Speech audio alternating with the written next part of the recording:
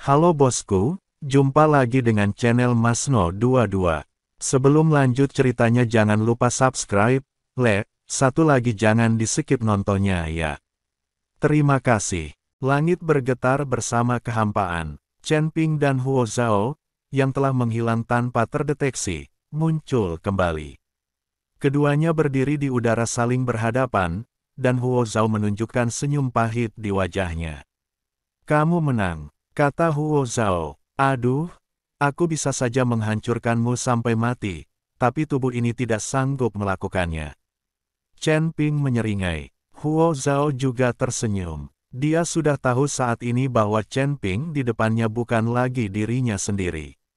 Dia telah dirasuki oleh makhluk yang kuat. Dia juga seorang guru yang luar biasa di alam surgawi.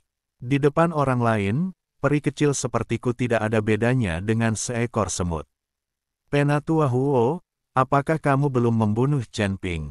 Huo Zhenfeng melihat bahwa Chen Ping masih hidup, jadi dia bertanya dengan keras. Huo Zhao melirik Huo Zhenfeng, menggelengkan kepalanya sedikit dan berkata, kamu bisa menjaga dirimu sendiri. Setelah mengatakan ini, tubuh Huo Zhao menghilang dengan sangat cepat, dan akhirnya menghilang. Melihat pemandangan ini, Huo Zhenfeng tercengang. Ming Shao itu juga sedikit mengernyit, dan ekspresinya menjadi semakin aneh. Tuan penjaga, ini anakmu, bunuh dia.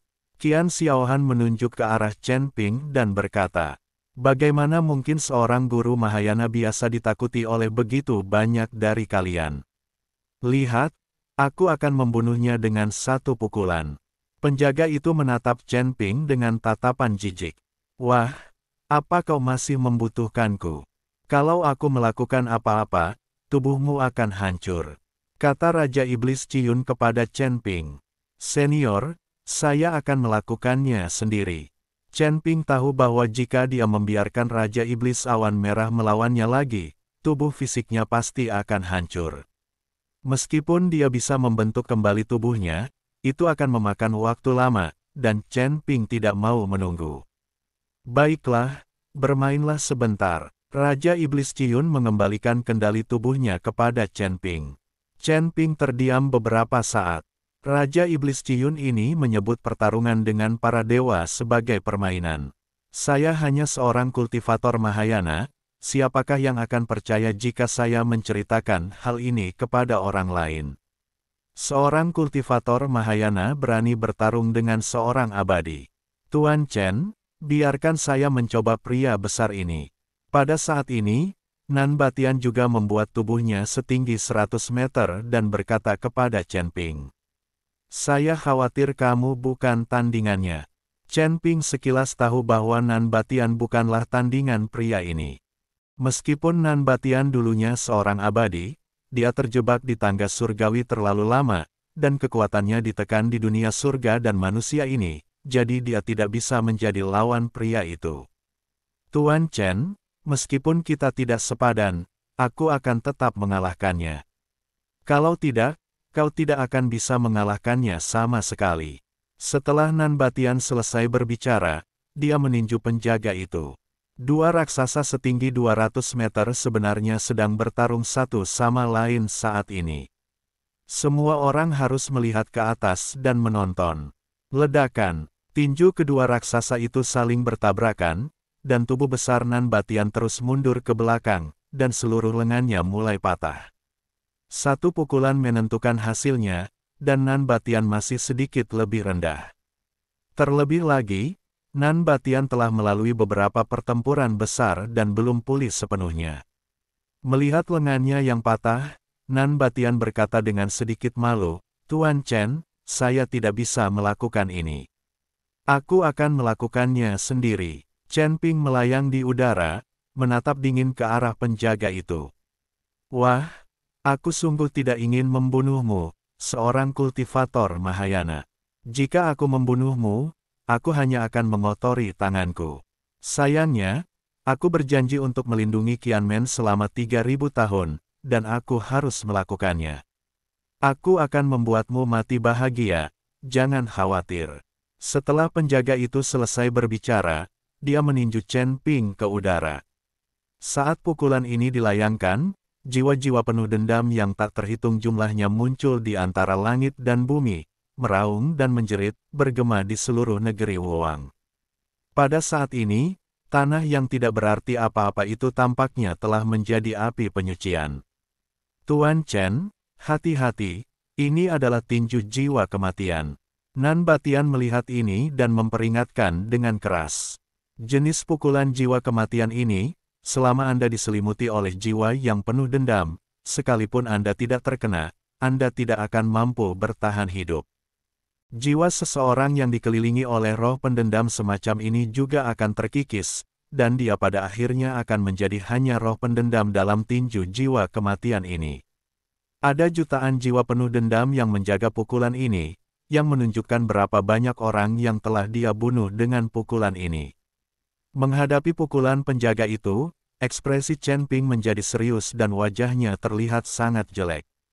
Chen Ping ingin menggunakan teknik jantung kondensasi untuk menyerap dan memurnikan jiwa-jiwa yang penuh kebencian tersebut, tetapi dengan begitu banyaknya jiwa yang penuh kebencian, diperlukan waktu. Bagaimana pihak lain bisa memberi waktu kepada Chen Ping? Tanda seru. Chen Ping memegang pedang pembunuh naga di tangannya, ingin memotong celah dengan pedang dan melarikan diri dari area yang ditutupi oleh tinju jiwa kematian. Namun sebelum Chen Ping bisa bergerak, cincin penyimpanan di tangannya tiba-tiba bergetar, dan kemudian binatang penelan langit kecil itu berlari keluar. Menghadapi jutaan jiwa yang penuh dendam, mata si binatang pemakan langit kecil itu berbinar. Lalu dia tiba-tiba membuka mulutnya lebar-lebar. Jutaan jiwa yang penuh dendam langsung tersedot ke dalam perut binatang pemakan langit yang kecil itu. Mulut binatang pemakan langit kecil itu bagaikan pusaran air. Jiwa-jiwa yang kesal ingin melarikan diri, tetapi mereka terhisap dengan kuat. Melihat pemandangan ini, penjaga itu tercengang. Dia tidak tahu benda aneh apa ini. Dalam sekejap, jutaan jiwa yang menyimpan dendam tersedot pergi, dan dunia kembali normal. Semua orang menatap kosong, berdiri di sana dalam keadaan linglung. Binatang kecil penelan langit menjilati bibirnya di bawah tatapan semua orang, dan akhirnya kembali ke cincin penyimpanan Chen Ping. Ketika Chen Ping melihat binatang penelan langit kecil itu kembali, dia langsung tertawa dan berkata kepada penjaga, hewan peliharaan kecilku kelaparan. Terima kasih atas makanannya. Tanda seru. Ketika semua orang mendengar ini, mereka semua tercengang. Sang penjaga melihat jutaan jiwa yang penuh dendam menghilang dan mulai menangis. Mereka adalah jutaan jiwa pendendam yang telah kubina sepanjang hidupku. Kau harus memberiku kompensasi. Guardian menangis sangat sedih pada saat ini. Kerja kerasnya sepanjang hidup tertelan oleh seekor binatang peliharaan kecil yang tampak tak berarti apa-apa. Melihat tubuh penjaga sebesar itu benar-benar menangis, Chen Ping juga sedikit bingung sejenak. Setelah menangis beberapa saat, Souhu menyeka air matanya dan menatap Chen Ping dengan tajam. Nak, tunggu saja aku akan mengingatmu. Setelah berkata demikian, sang penjaga berbalik dan pergi. Tuan penjaga, mengapa Anda melakukan hal ini? Melihat ini, Qian Xiaohan buru-buru bertanya dengan keras. Aku telah kehilangan jutaan jiwa yang penuh dendam, apalagi yang kau inginkan dariku? Aku hanya berjanji untuk melindungi sekte Qianmu selama 3000 tahun, tetapi aku tidak mengatakan akan bekerja untukmu. Sang penjaga memandang Qian Xiaohan dan berkata, Tuan pelindung, tetapi Chen Ping ingin menghancurkan sekte Qian kami. Anda harus melindungi kami. Qian Xiaohan berkata, penjaga itu melirik Qian Xiaohan, lalu menatap Chen Ping dan berkata, temanku, tolong beri aku sedikit wajah dan jangan ganggu Qianmen. Ampuni mereka. Penjaga ini sebenarnya memohon kepada Chen Ping untuk menyelamatkan mukanya. Pengrusakan. Saat Qianmen menentangnya, saat mereka berdiri di pihak Ming Shao, mereka hancur. Qianmen harus dihancurkan. Chen Ping menggelengkan kepalanya. Sial, tidak bisakah kau bersikap sopan padaku?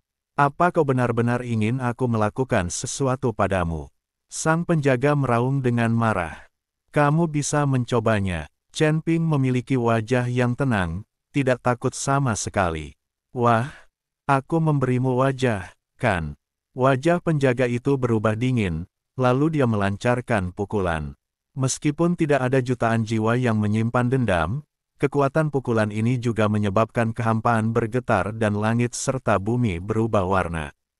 Jangan takut, ayah mertuaku datang. Dengan teriakan keras, sinar pedang segera menghalangi kekuatan pukulan itu.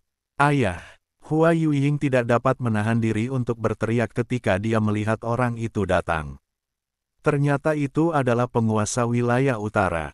Dia tampak seperti makhluk abadi, memegang pedang besi hitam di tangannya. Lao Bei, kapan Tuan Chen menjadi pamanmu? Lagi pula, kau orang tua, kau tidak pernah mengatakan kalau kau punya anak perempuan. Ketika Lin Chong melihat penguasa wilayah utara, dia tidak dapat menahan diri untuk tidak mengerutkan kening dan bertanya. Chen Ping mengikuti Lin Keting, kapan dia mengikuti putri penguasa wilayah utara?